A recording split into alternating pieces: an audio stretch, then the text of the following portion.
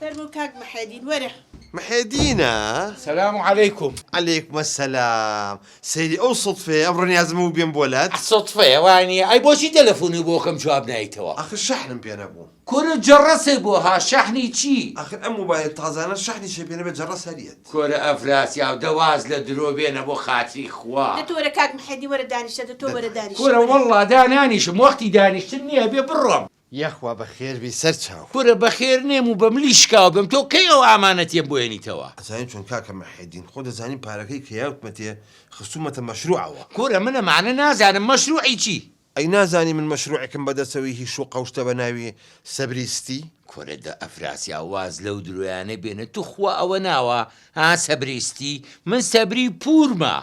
بقربان بوري توي ننشي منه.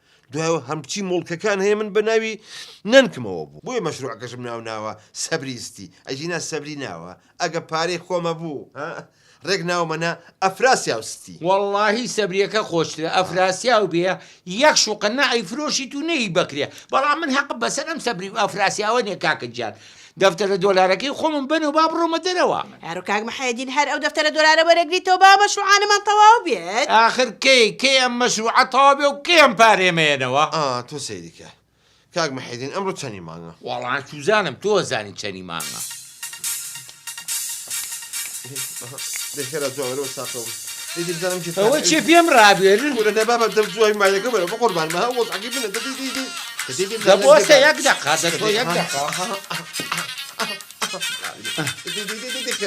فرمو هو كوجان موتشيا لو تشي بارشان لا وبيشم رابيرن عرو كاك محادين رابواردني چی توش ام نخوشی بۆ چارمانیە جیرەی دەرگایە هەڵەپەڕێت تەقەی قەوچک و قابیە هەڵەپەڕێت شێد و بەدەسێ و عیلاجێک مام بکە کاک محادی گیا بۆ قاتری خوا كورة چاری چی براژن لەوە چێ و بە من ڕابێنن من شتی وام نەبیستوە نەخۆشی هەڵپەرچی هەبێ والله هي انت بو خواش ديك بو يرمو يزي قناعه دقي والله يا زين شلون افراش يا جان من بيستوما الين كمانا طبق بقري عوا برزه بيته ولا جي خويا تو بلي حاجه حاجه بيه والله بلا خوتو قصه فري زين شو من يسب ولا ماليا موبايل كان هرهم يصامته بو وين بيقين سجرت يكسي هالبركم توجبيه زرتو تشقلو هالبزو دابز الين بيني يعني روش بو تعزيك جا من جرسي موبايلك وتو سر مانا بولي كاكا جرسم بون هذا هاتشي او تعذيب وسيدي كردم هاتشوني بو كوجان مو بلام امنك بتي تنيشتم كدانيش تبو جرسي موبايلي هات يا البرتقال ابو كاكا دسم بيك هالبرا تقطم دقلم هالبرشيكم نابواني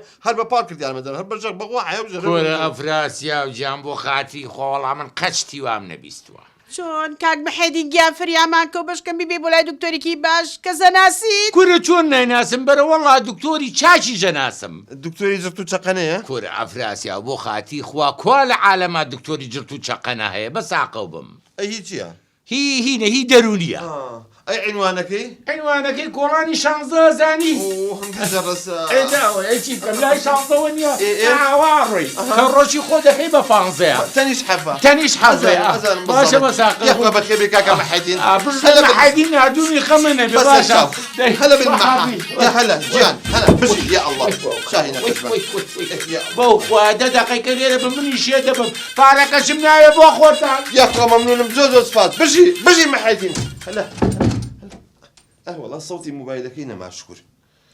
أريوتي عنوانك شو؟